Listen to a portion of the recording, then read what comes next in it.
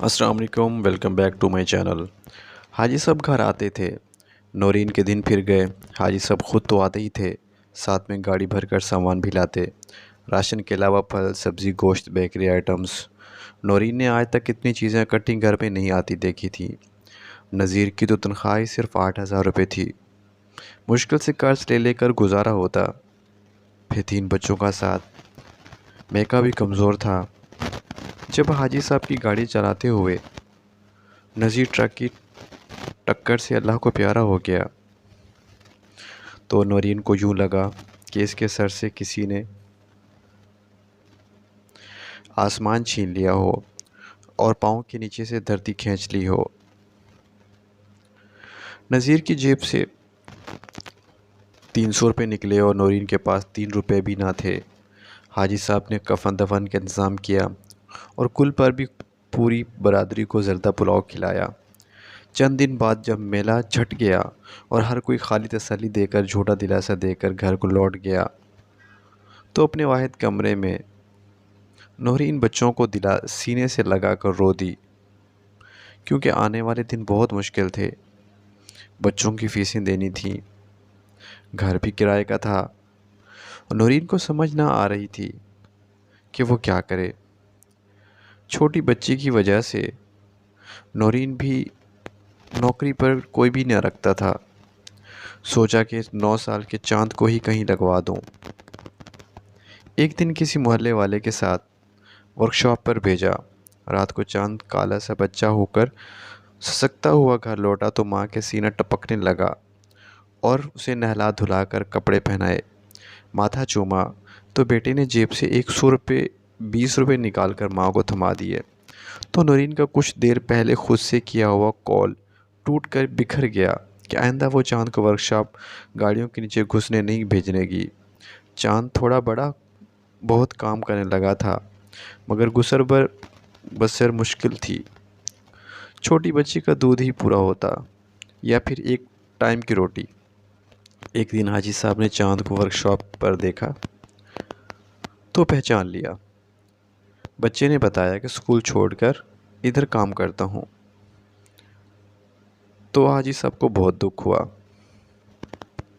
क्योंकि नज़ीर इनके सामने अक्सर कहता था कि साहब मेरा एक ही बेटा है, उसे तो मैं एमए कराऊंगा। हाजी साहब ने उसे अपना विजिटिंग कार्ड दिया और कल आकर मिलने को बोला। चाँद कार्ड लेकर घर आया तो नौरीन को उम्मीद लग गई कि शायद हाजी साहब इनकी कोई माली मदद करेंगे, क्योंकि नज़ीर से हाजी साहब की सखावत और दरिया दिली बहुत किस्से सुनाता था। वैसे तो नज़ीर की वफ़ात पर भी उन्होंने 20,000 रुपये दिए थे, मगर नौरीन ने इससे अपना कर्ज अदा कर दिया था। इद्दत गुजर चुकी थी। नौरीन खुद चाँद के साथ हाजी साहब के पास गई। हाजी साहब शहर की नामी गिरामी कारोबारी शख्सियत थे। इज़्ज़त, दौलत और शोहरत उन्हें विरासत में मिली थी। 5 जवान बच्चों के बाप और सोमो सलात के पाबंद, बारिश दर्दमंद इंसान थे। ना जाने कितने यतीम ख़ानदान इनके ज़ेर कफ़ालत थे। नज़ीर इनके पास 11 साल से था। इन्हें इनकी ताबेदारी पसंद थी। इसकी वफ़ात का उन्हें सदमा था, लेकिन जब कल इसके बेटे को गाड़ी के नीचे लेटते देखा तो इसका दिल भर आया। चाँद उन्हें जनाजे और कुल पर मिला था, वो उसे पहचान गए थे। नौरीन से इनकी मुलाकात नहीं थी, वैसे भी वो औरतों से मिलने से कतराते थे, लेकिन अब तो नौरीन बेटे के साथ आ चुकी थी। पीए के बताने पर उन्होंने दूसरे कमरे में उसे बुलवाया। ऑफिस की शान शौकत देखकर नौरीन के होश गुम हो गए। अपने ही ख्यालों में मुंह पर काली चादर लपेटे वो चाँद के साथ अंदर आ गई। सलाम का जवाब देने के बाद हाजी साहब ने दोनों को सामने रखे सोफ़े पर बैठने को कहा और ख़ुद अपनी चेयर पर सीधे होकर बैठे और बोले, मुझे अफसोस है कि हमने नज़ीर को खो दिया। बहुत ईमानदार और मुखलिस इंसान था, लेकिन क्या हो सकता है, जैसे रब की रज़ा। कल बच्चे को देखा तो दिल कांप गया कि मैं 4 माह आप लोगों से गाफिल रहा। میرا اللہ مجھے اس غفلت کی معافی دے، میں آپ لوگوں کی مدد کا پابند ہوں۔ حاجی صاحب سر جھکائے دھیمے لہجے میں بول رہے تھے اور نورین رو رہی تھی۔ ملازم چائے لے کر آیا تو حاجی صاحب نے دونوں کو چائے پیش کی، لیکن چاند نے کہا کہ وہ چائے نہیں پیتا، تو حاجی صاحب نے انٹرکام پر جوس کا آرڈر دے دیا۔ چائے ٹھنڈی ہو رہی تھی۔ حاجی صاحب کے اصرار پر نورین چہرے سے چادر ہٹائی اور چائے کا سپ لیا۔ غیر ارادی طور پر حاجی صاحب کی نظر اس پر پڑ گئی۔ گوری رنگت تھی، خوبصورت اور بڑی آنکھیں، گلابی ہونٹ۔ حاجی صاحب کے ہوش اڑ گئے کہ نصیر کی بیوی اتنی خوبصورت اور جوان ہوگی، مجھے تو پتہ ہی نہیں تھا۔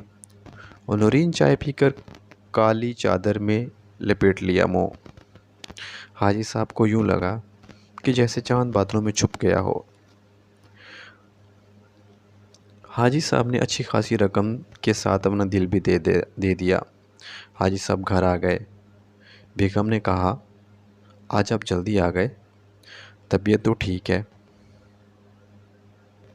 لیکن حاجی صاحب پریشان رہنے لگے تھے۔ سب کھانا اکٹھے کھاتے تھے، اسی بہانے سب سے ملاقات ہو جاتی تھی۔ حاجی صاحب کی آنکھوں میں ہر وقت نورین کا چہرہ نظر آتا تھا۔